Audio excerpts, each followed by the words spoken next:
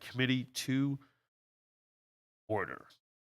If I can get Vice Chair McLeod to read the land acknowledgement, that would be fantastic. Sure. For more than 15,000 years, the First Nations walked upon and cared for the lands we now call home. Anishinaabek, Haudenosaunee, Ojibwe, and many others, who were families, friends, and communities the way we are today. The town of Collingwood acknowledges the Lake Simcoe-Nottawasaga Treaty of 1818 and the relationship it establishes with the original inhabitants of Turtle Island. We acknowledge the reality of our shared history and the current contributions of Indigenous people within our community. We seek to continue empowering expressions of pride among all of the diverse stakeholders in this area. We seek to do better and to continue to recognize, learn, and grow in friendship and community, nation to nation. Thank you very much, Chair McLeod. Well done. Next up is the adoption of the agenda. Can I get a mover and a seconder that the content of the Corporate Community Services Standing Committee agenda for May 2nd be adopted as presented? Moved by Vice Chair McLeod, seconded by Councillor Berman. All those in favor? Unanimous. Perfect. Is there any business arising from the previous meeting? Seeing none. Thank you, Councillor McLeod, for looking up at Chris to remind me I must do the same. Any declarations of pecuniary interest in this meeting? Seeing none, moving on. 5.1. This is the Collingwood CCS 2022-06 Collingwood Climate Action Team funding request. Ms. Yardy, I believe you are going to present this. So welcome. Can you hear me? Well, yes, we can hear you. Welcome. Thank you. Good afternoon. Good afternoon, Chair Madigan. Sorry, my notes just went away from me. Vice Chair McLeod and members of committee. I am here this afternoon to present a short slide presentation speaking to the Collingwood Climate Action Team funding request staff report. And before I begin, I'll just make note that I'll use Collingwood Climate Action Team and their abbreviation CCAT interchangeably throughout the presentation and on the slides. Next slide, please. On March 7th, CCAT delegated before the Corporate and Community Services Committee to provide an update on the status of the Community Carbon Footprint Challenge and requested that the town of Collingwood fund $20,000 of their $75,000 2022 operating budget. The purpose of this staff report is to provide committee and council with a staff opinion on providing CCAT with their $20,000 request. Next slide, please. CCAT is a local charitable organization with the mission of working with the local community to reduce our carbon footprint. CCAT has 6 working groups that work on 6 foundational goals, focusing on education, building community, and promoting inclusion, resilience, and sustainability by developing a common understanding of climate change.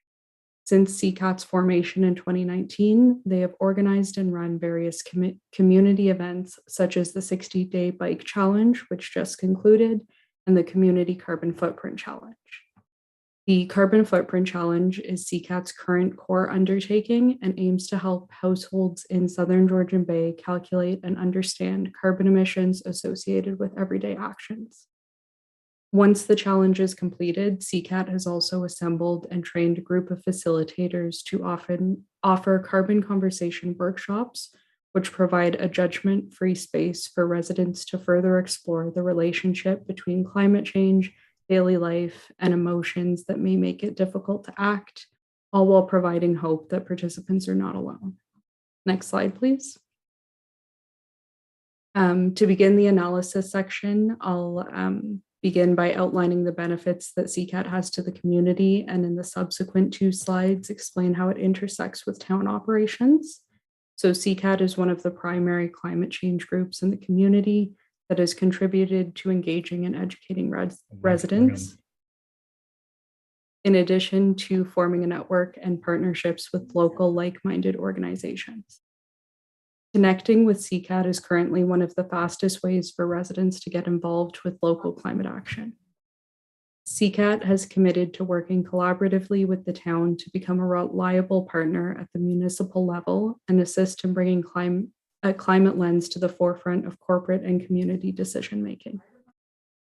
Through the town's continued relationship with CCAT, it is anticipated that information and connections continue to be shared between organizations to gain a better understanding of community emissions, the community's understanding of climate change, and topics of interest for residents. Next slide, please. Staff and council are highly aware that interest in the climate change movement is growing on both regional and local levels.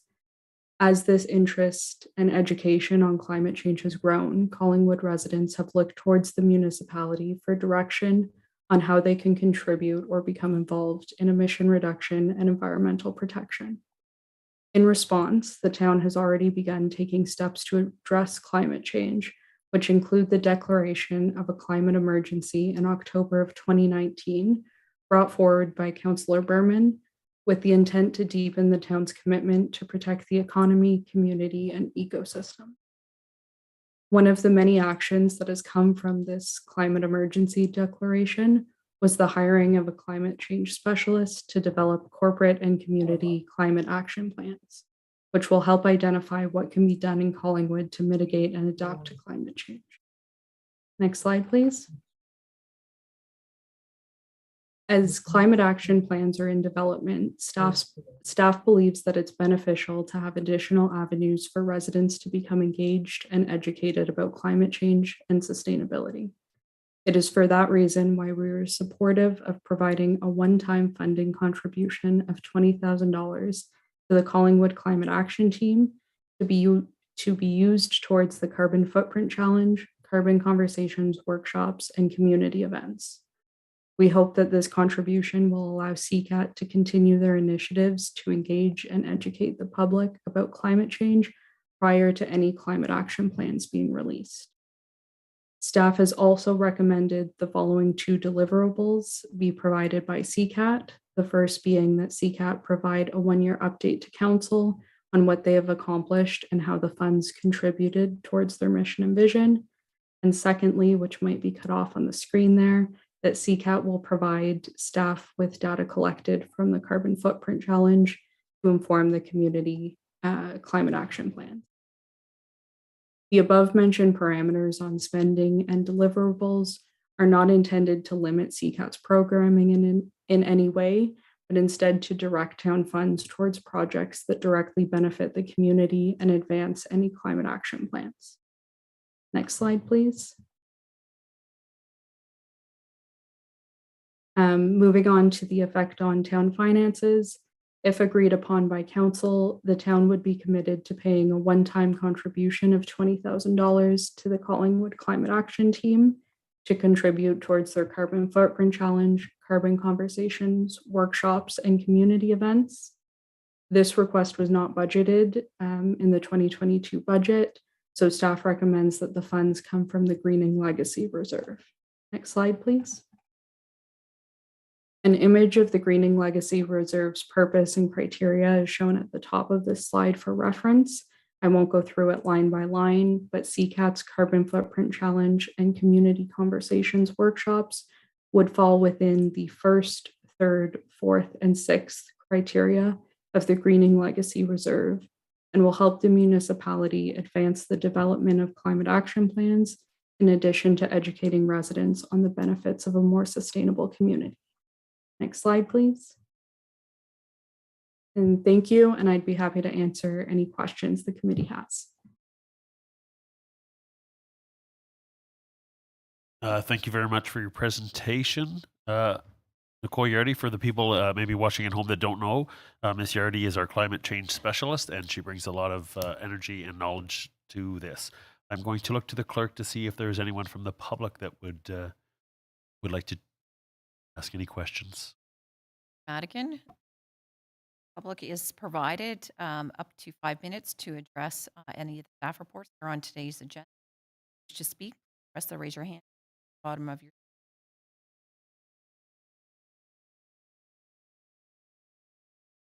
So at this time, Madigan. Thank you very much. Okay, I'll be looking for a mover and seconder for CCS 2022-06, that Collingwood Climate Action Team funding request, that staff report above mentioned CCS 2022-06 Collingwood Climate Action Team funding request be received. Moved by Councillor Berman, seconded by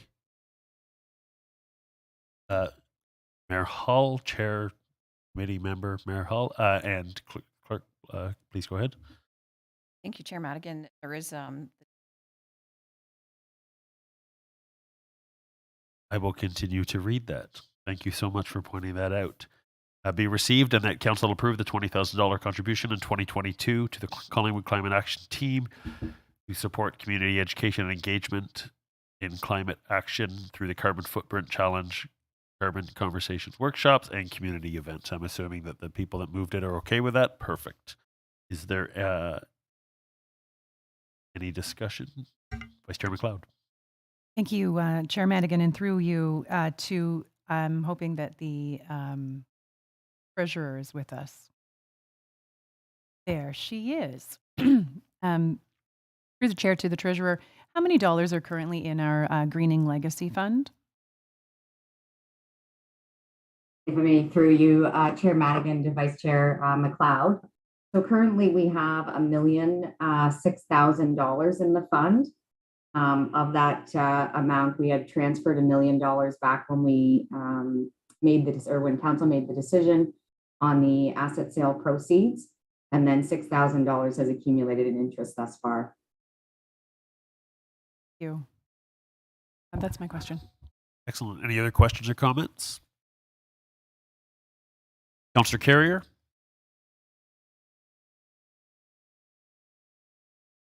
Yes, just a comment. When I read the report, I didn't see the need justified actually for the $20,000 request outside of the budget, the normal budget process. I was looking for something that maybe had been identified that the 20,000 would be used to mitigate something locally that was affecting as a result of climate impact. So I'm a no on this. I think it's fine for this process to go forward to the 2023 budget, but I won't be supporting the request outside of the normal budget process. I see no immediacy need for it. Thank you. Thank you for your comment. Duly noted. Any other comments by the committee? Committee Member Mayor Hull. Thank you, Chair Madigan. I just would like to lend my voice in support. I think that $20,000 actually taken from the Legacy Fund is a significant investment, and potentially, and I do use the word potential because it has to be proven and bear out over time, but potentially could be a very good investment in the sense that we've made a statement in declaring climate an emergency through Councillor Berman's resolution. We've made a statement in terms of creating this legacy fund. We've made a statement in creating a position which now Ms. Yardy holds. But at the same time, in terms of being able to engage the community as a whole and drive the message forward on an ongoing basis, we quite frankly don't have the resources. And I think that was, in fact, one of the conversations that we had when we were talking about even the creation of Ms. Yardy's position, was that how is this position going to move the conversation forward as it relates to not only internally within the municipality, but from a broader perspective. I've had a chance to attend a number of the workshops that Ccat has put on. They have been conducted through Zoom, as have most things. They've been reasonably well attended from what I could tell. Level of engagement has been excellent. The resources that they are bringing in is second to none. And I think that, again, if it's something that can be promoted and leveraged, we'll continue to move the message forward, supporting the resolution that was put forward in 2019. Thank you.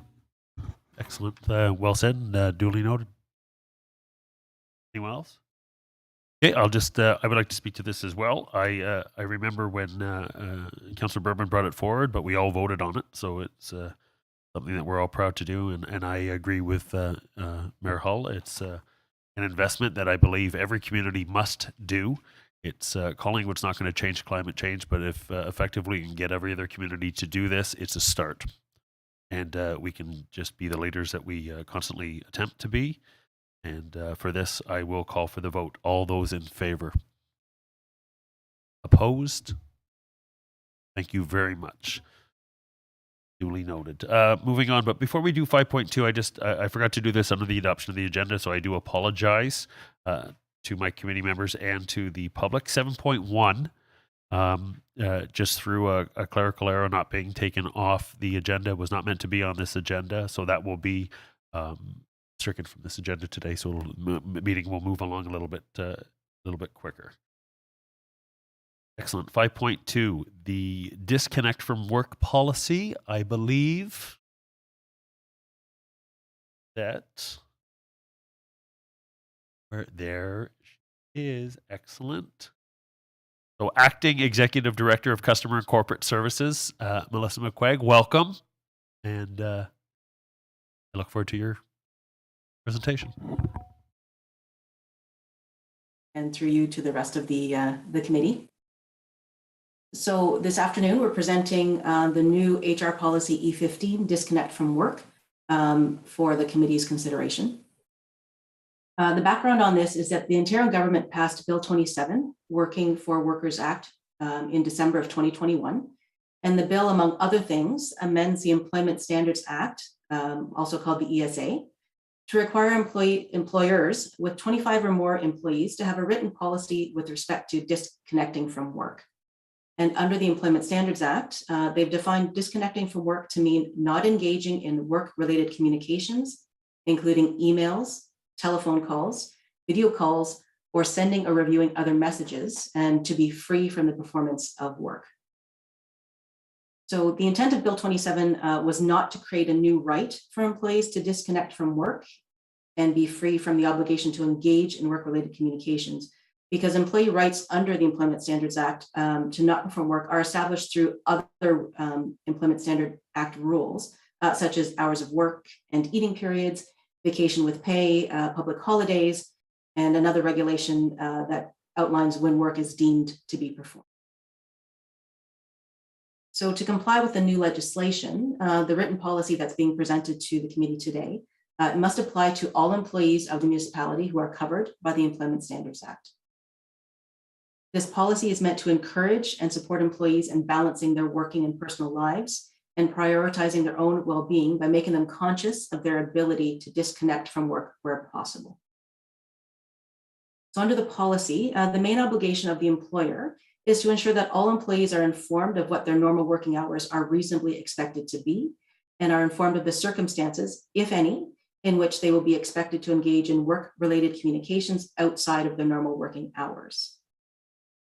So we have to be mindful of other obligations that may be set out in other legislation, HR policies or collective agreements, which may include limitations on weekly hours of work, the ability to take meal and rest breaks, and the ability to take vacation or other leave entitlements. Keep in mind that the ability to disconnect from work depends on the organization's operational needs and the duties and obligations of the employee's position, so which are also subject to the Employment Standards Act, HR policies, or applicable collective agreement, and nothing precludes the organization from contacting employees or employees from contacting each other, subject to the receiving employee's rights or entitlements. So the policy should be read alongside the town's associated policies, including the council staff relations policy, policies regarding vacation, hours of work, and paid holidays for non-union staff, and the provisions of the applicable collective agreements for unionized staff. And for staff, an accompanying procedure has been prepared to assist management and staff with the implementation and maintenance of the policy. So Chair, that provides a brief overview of the report that is before the committee today, and I am open to any questions that the committee may have. Thank you very much for your very comprehensive and quick presentation, just under 3 minutes. Thank you. Is there anybody from the public? No? Excellent. So I'm going to request mover and a seconder that staff report CCS 2022-07 disconnect from work policy be received and that the new HR policy E-15 disconnect from work be adopted as presented. Moved by Councillor Berman, seconded by committee member Mayor Hall. Any questions or comments? Seeing none. All those in favor? Passed unanimously. Excellent. Thank you. Thank you. 6, reports minutes of other committees and boards. So rather than putting these all together, I know that we have 2 that are going to be pulled either for comments or questions. So other than 6.1 being pulled by Vice Chair McLeod and 6.3 being pulled by Councillor Carrier, do we have any others? No. Okay. So before we do that, then I'm going to look for a mover and seconder to move 6.2 Trails and Active Transportation Advisory Committee minutes, April 14th, and 6.4 Accessibility Advisory Committee minutes be received and recommendations contained there be approved. Moved by Councillor Berman, seconded by Mayor Hull. All those in favor? Passed unanimously. Wonderful. So 6.1 Museum Advisory Committee, I'm going to look to Vice Chair McLeod. Thank you, Chair Madigan. Not to make direction or, well, a little direction, actually. I'm not looking to change whether we receive this report from the museum, but I want to point us all in the direction of the article regarding the podcast and how the very excellent podcast that is being produced by our museum people has actually won a bit of an award. And I would just want to direct everyone to download it and listen to it. It is fabulous, especially the most recent one that I listened to, which was about the female hockey team and the kudos that they received and the excellent hockey that they played. Wonderful. And where can that be downloaded? Anywhere you get fine podcasts. Anywhere you get fine podcasts. Well, I've never listened to a podcast, fine or not. So, okay, wonderful. So let's, can I get a mover and seconder to accept and receive that? Moved by Vice Chair McLeod, seconded by Councillor Berman. No other discussion. All those in favor? Excellent. Thank you. 6.3 Collingwood Downtown BI Board of Management Special Meeting, April 11th, 2022. These minutes were reviewed at the council meeting at April 19th, 2022, but not received. I'm going to look to Councillor Carrier for comment, please. Thank you, Chair Madigan, through you to the clerk. So the recommendation at the beginning said be received and the recommendations contained therein be approved. And now is the motion being clarified to be received? Otherwise, we're kind of like in political Groundhog Day where this meeting seems to keep coming back and it can be debated. So just a question of clarification from the clerk, please. Yeah, wonderful. Clerk Thomas. Thank you. Through Madigan to address the question. Correct. It's being pulled from the consent items as the motion is to be received. Councillor Carrier. Thank you. I'm going to be voting against receiving these minutes for the reasons that I stated at the April whatever meeting it was. The reason being is that I believe that the chair had resigned from this committee, and as per Section 260 of the Municipal Act, his resignation was received by the clerk. Therefore, as far as I'm concerned, it's much like a council resignation. They fall under the same rules as we do. Therefore, I think he held the meeting and chaired the meeting invalidly, if that's a word. So I'm not going to be voting to receive meetings that I think somebody who is chairing the meeting should have not been chairing the meeting in the first place. Thank you. Okay, thank you very much for your comment and observation. I will say, just for the public, just to clarify, we will not be, we will only be receiving this, and we will not be approving the recommendations contained therein. So I'm looking for a mover and a seconder for the Collingwood Downtown Board of Management Special Meeting, April 11th, 2022. Moved by Mayor Hull, seconded by Councillor Berman. Any questions or comments other than Councillor Carrier from the committee? Seeing none, all those in favor and opposed? Thank you very much. So we do not have any departmental updates or discussions that I'm aware of. Yes, we do. That's the wonderful thing about these green, red, and yellow cards. You can't miss them. Clerk Almus. Certainly. Thank you for your indulgence, Chair Madigan. I would just like to bring to everybody's attention as follow-up from our last meeting. Engagement survey is actually out. And again, May 1st to 7th is National Youth. We encourage our youth to survey. We'll give our internal working ideas on what can be further recommended to council, particularly options to engage our youth in council decision making. And the youth that we are prescribing this to at this point is 12 to 29, young adults. It's available at our engage.com. Questions or a hard copy provided to them. Welcome to contact clerk@collver.ca. That's it. For any of the high school youth that will be filling, we are offering youth volunteer hours and additional hours if they provide also an image writing in any format that speaks to the youth that's submitting it and shows us in the town of Collingwood what being involved in community. Great. Thank you very much. What a fantastic opportunity for youth to have their say. And kudos to the town staff for putting this together. Any public delegations? Just a reminder, public, if you do have something to discuss that has something to do with this committee, you have a maximum of 5 minutes. And looking at the clerk, there is none. Any other business? Excellent. I have one question. Director Collver, if you're on. Thank you very much. So in chatting with the director earlier, I made him aware of my question. I've received 19 inquiries about a downtown community garden located at the southwest corner of here, Ontario, on 4th Street that has been taken up and paved over. And I just want to assure people that, again, the music guy, not to say that we're paving over paradise to put up a parking lot. Director Collver, can you bring some attention to why that has happened? Yeah, thank you, Chair.